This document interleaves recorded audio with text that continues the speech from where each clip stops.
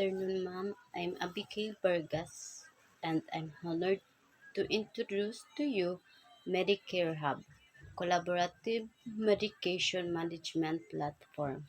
As we all know, managing med is hard. That that's why this platform is designed to help reduce health risks associated with misdoses and to ensure that patients take their prescribed medication on time, thereby reducing the risk of complications and improving overall health outcomes. With Medicare Hub aims to connect doctors, pharmacists, caregivers, and patients in one simply connected system.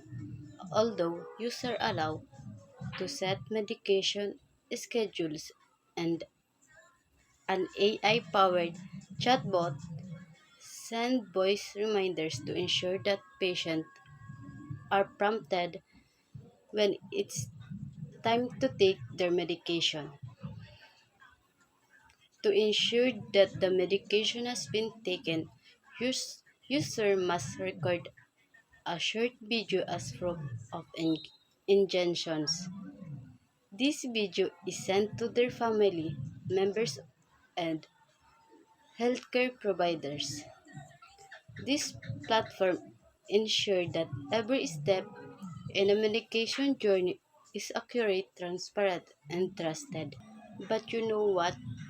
It's not only about tech, it's about caring.